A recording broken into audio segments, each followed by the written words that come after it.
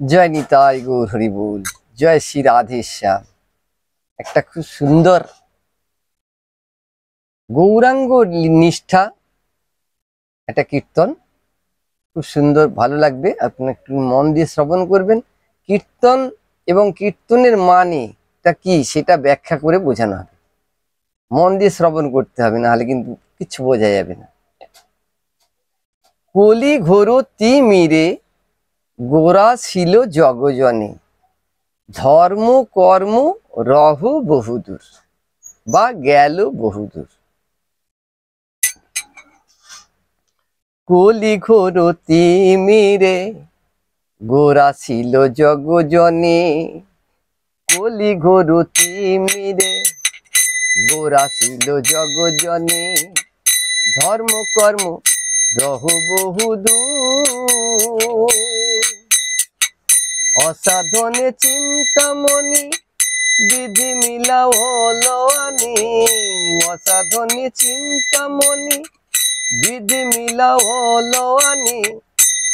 আমার গোরা বড় দয়ার ঠাকুর, আমার গোরা বড় দয়ার ঠাকুর।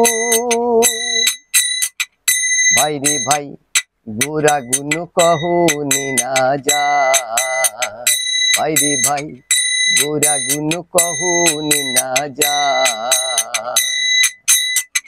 কত শত আনন কত চতুরানন, কত শত আনন কত চতুরানন, বরনিয়া ওরে নাহি পায়, বরনিয়া ওরে নাহি পায়।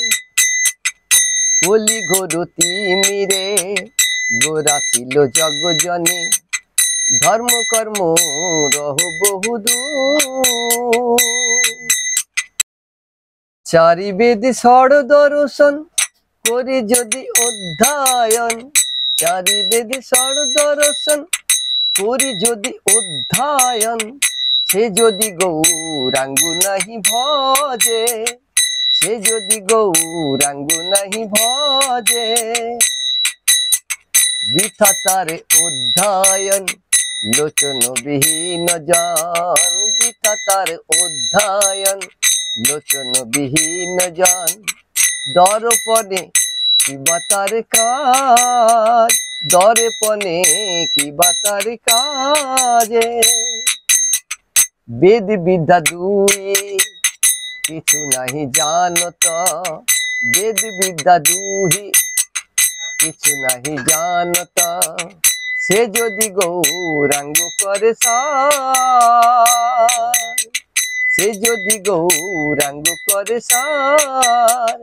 নয়নানন্দে ভনে সেই তো সকলেই জানে, নয়নানন্দে ভনে সেই তো সকলেই জানে। সর্বসিদ্ধি করু তলে তার, সর্বসিদ্ধি করু তলে তার। ভাই রে ভাই গোরা গুণ কহনে না যায়, ভাই রে ভাই গোরা গুণ কহনে না যায়। কলি ঘোর তিমিরে গোরা ছিল জগজনে, কলি ঘোর তিমিরে গোরা ছিল জগজনে, ধর্ম কর্ম রহু বহুদূর। ভাই রে ভাই গোরা গুণ কহনে না যায়, ভাই রে ভাই গোরা গুণ কহনে না যায়। এ আমার গোরা গুণ কহনে না যায়, আমার গোরা বড় দয়ার ঠাকুর, আমার গোরা বড় দয়ার ঠাকুর। জয় জয় গৌরাঙ্গ মহাপ্রভু কি জয়, নিত্যানন্দ প্রভু কি জয়। এই যে কীর্তনটা হলো, শুনতে তো মনে হয় ভালোই লাগছে, কিন্তু মানেটা যতক্ষণ আমরা বুঝতে পারবো ওই ভালো লাগাটা কিছু হবে না, বেকার চলে যাবে। মহাজনেরা খুব সুন্দর এই কীর্তনটা এগিয়ে গেছেন, এগুলোর মানে আমাদের বুঝতে হবে। কলি ঘোর তিমিরে গড়াছিল জগজনে, ধর্ম কর্ম রহ বহুদূর। কলি, এটা আমাদের কলিকাল চলছে। ঘোর, ঘোর তিমির মানে ঘোর ও তিমিরে, ঘোর মানে অনেক ডিপ, খুব, তিমির মানে অন্ধকার। কলি ঘোর তিমিরে মানে কলিকালটা ঘোর অন্ধকারের মধ্যে পতিত হয়ে যাচ্ছে। গোরা ছিল জগজনে মানে এই জগৎ জনে, জগতের মানুষ আমরা, জগতের জীব এমন অত্যাচার অন্যায়জনিত কর্ম করছি, যার জন্যে কলিকালটা ঘোর অন্ধকারের মধ্যে তলিয়ে যাচ্ছে। ধর্ম কর্ম বলে কিছু থাকছে না আর। ধর্ম যে কি জিনিস, সেই ধর্ম কর্ম, কর্ম কাকে বলবে?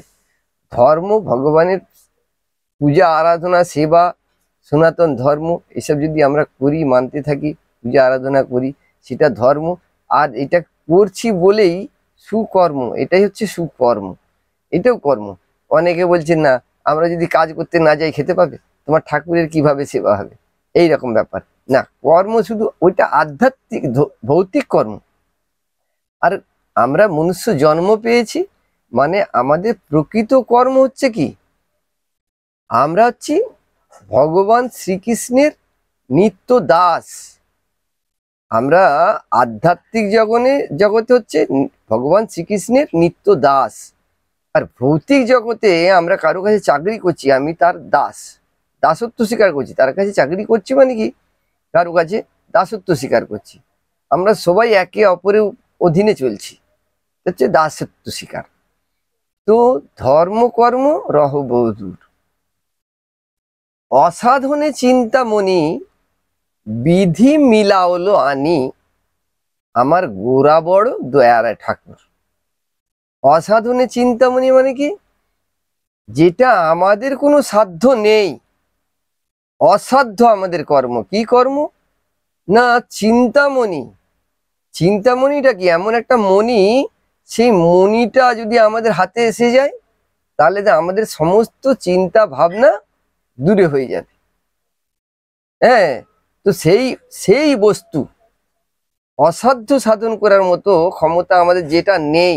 আমরা তো ভৌতিক সম্পত্তির পিছনে দৌড়াচ্ছি, কিন্তু আধ্যাত্মিক যেটা, আধ্যাত্মিক সম্পত্তি, আধ্যাত্মিকতা, গৌরাঙ্গ মহাপ্রভু সেইটা নিয়ে এলেন। সেই চিন্তামণি রতনটা আমাদের হাতে দিতে এলেন। কি না, হরে কৃষ্ণ কৃষ্ণ কৃষ্ণ হরে হরে, হরে রাম রাম রাম হরে হরে। এই হরিনাম মহামন্ত্রটা, যে মন্ত্র দ্বারাতে কলির জগৎ, সমস্ত জগৎ উদ্ধার পাবে, এই চিন্তামণি রতনটা আমাদের দিতে এসেছিলেন। গৌরাঙ্গ মহাপ্রভু অনেক দয়ালু, তাই দয়া করে তিনি আমাদের এটা দিতে এলেন। কেন দয়ালু, কেন না, তিনি সত্য, ত্রেতা, দাপর এই তিনটে যুগে কাউকে ওই সম্পত্তিটা দেননি, গচ্ছিত রেখেছিলেন ভগবান শ্রীকৃষ্ণ। সেই ভগবান শ্রীকৃষ্ণ রাধারানীর অঙ্গকান্তি ভাব লয়ে এই কলির জীবে ধরা ধামেতে, নবদ্বীপ ধামে এসে এই কলির জীবকে উদ্ধার করবার জন্য এই অমূল্য সম্পদ, এই চিন্তামণি রতনটা আমাদের জীবের মধ্যে বিতরণ করতে এলেন। তাই তো কলির ভগবান গৌরাঙ্গ মহাপ্রভু দয়ার বড় ঠাকুর, গোরা বড় দয়ারও ঠাকুর। ভাই রে ভাই, গোরা গুণ কহনে না যায়। গৌরাঙ্গ মহাপ্রভুর এত গুণ, এইগুলো বর্ণন করে শেষ করা যাবে না। বলছে ভাই রে ভাই, গোরা গুণ কহনে না যায়, কত শত আনন কত চতুরানন। মানে এমন এমন মাথা, বড় বড় মাথাওয়ালা লোক, মানে যাদের বুদ্ধি বেশি, বুদ্ধিজীবী লোক, তাদেরকে বলছেন কত শত আনন। আর কত চতুরানন মানে কত চতুর বুদ্ধিমান ব্যক্তি, কত চতুর ব্যক্তি আছেন, কিন্তু তারা পর্যন্ত এই গৌরাঙ্গের গুণ বর্ণনা করে পায় না, বর্ণনা করে শেষ করতে পারেন না। তাই বলছেন গৌরাগুণ বর্ণিয়া না যায়। চারি বেদিক ষড় দর্শন বলছে, চারি বেদ ষড় দর্শন করি যদি অধ্যায়ন, সে যদি গৌরাঙ্গ নাহি ভজে। যে বুদ্ধিমান ব্যক্তি এমন আছেন, তিনি চার বেদ, চার বেদ আমাদের কি না, ঋক, সাম, যদু, অথর্ব, এই চারটি বেদ, এই চারটে বেদ অধ্যয়ন করলেন, খুব সুন্দর করে পড়াশুনো করলেন, কিন্তু তিনি গৌরাঙ্গ মহাপ্রভুকে যদি না জানতে পারেন, গৌরাঙ্গ মহাপ্রভুর সম্বন্ধে বুঝতে না পারেন, না পড়েন, তাহলে তার কিন্তু ওই বেদ পড়াও বৃথা হয়ে যাবে। কিরকম বৃথা হয়ে যাবে বলছেন, বৃথা তার অধ্যয়ন, পড়াশুনো তার বেকার যাবে, জলে যাবে। বৃথা তার অধ্যয়ন, লোচন বিহীনজন। লোচন বিহীনজন মানে কি? লোচন মানে যিনি অন্ধ ব্যক্তি, লোচন মানে অন্ধ, চোখে দেখেন না, বিহীন মানে দেখে না, দেখতে পায় না যে জন, তাকে বলছেন লোচন বিহীনজন। দর্পণে কি বা তার কাজ? যেজন চোখে না দেখে, সেই ব্যক্তিকে যদি খুব সুন্দর একটা ডিজাইন করে আয়না নিয়ে গিয়ে তার মুখের সামনে আমরা ধরি, তাকে যদি বলি দেখো দেখো কত সুন্দর তোমার মুখটা দেখতে লাগছে এই আয়নার মধ্যে, সেই আয়নাটা অন্ধ ব্যক্তির কাছে কোনো মূল্য আছে কি? মূল্য থাকবে না। যেইরূপ অন্ধ ব্যক্তির কাছে ওই আয়নার কোনো মূল্য নেই, তদ্রূপ এই কোনো বুদ্ধিমান ব্যক্তি গৌরাঙ্গ মহাপ্রভুকে যদি না ভজে, না জানতে পারে, তাহলে তারও ওই চার বেদ পড়াটার কোনো মূল্য থাকবে না। বোঝা গেল? বেদ বিদ্যা দুহি কিছু নাহি জানত, বেদ বিদ্যা কিছু নাহি জানত, সে যদি গৌরাঙ্গ ভজে, গৌরাঙ্গ করে সার।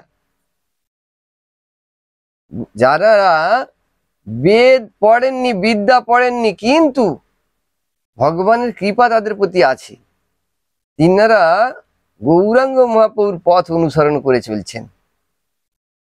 কিভাবে গৌরাঙ্গ চরণ সেবা করতে হবে, গৌরাঙ্গ চরণ সার করতে হবে, গৌরাঙ্গ মহাপ্রভু যে কে, সেগুলো যেনারা জানতে পেরেছেন, বলছেন নয়নানন্দ ভনে সেই তো সকলই জানে। গৌরাঙ্গ মহাপ্রভুকে যিনি জেনে গেছেন, তিনি সবই জেনে গেছেন, তার কাছে আর জানার শেষ নেই। ভগবানকে যিনি জেনেছেন, তার জানার আর কিছু বাকি থাকে না। সর্বসিদ্ধি করতলে তার, মানে সর্বসিদ্ধি, সমস্ত কিছুই তার পাওয়া হয়ে গেছে, তার হাতের মুঠোয় সমস্ত কিছু। কেন? গৌরাঙ্গ মহাপ্রভু পেয়ে গেছেন, ভগবান শ্রীকৃষ্ণকে বুঝতে পেরে গেছেন, তিনি যিনি ভগবান তত্ত্বকে জেনে গেছেন, তো তেনার কাছে আর জানার কিছুই থাকেন না, সমস্ত কিছুই জানা হয়ে গেল, এর পরে আর অন্য কিছু জানার থাকে না। আনন্দ একমাত্র চির আনন্দ ভগবানের শ্রীচরণে। ভগবানকে যদি পাওয়া যায়, তাহলে তার থেকে বড় আনন্দ আর কিছু নেই। এইটাই খুব সুন্দর বর্ণনা করে গেছেন মহাজনেরা। তো ভাইরে ভাই, গোরা গুণ কখনই না যায়। গৌরাঙ্গের যে গুণ, সেটা আমরা বলেও শেষ করতে পারবো না। জয় নিতাই, জয় গৌর হরি বল। এটা যদি বোঝা যায় ভালোভাবে, যদি বুঝতে পারেন, তাহলে মনুষ্য জন্ম সার্থকতা হবে। আর আমার অনুরোধ, যদি আপনারা বুঝতে পারেন, ভালো যদি লাগে, তাহলে আমার চ্যানেল লাইক এবং সাবস্ক্রাইব করবেন।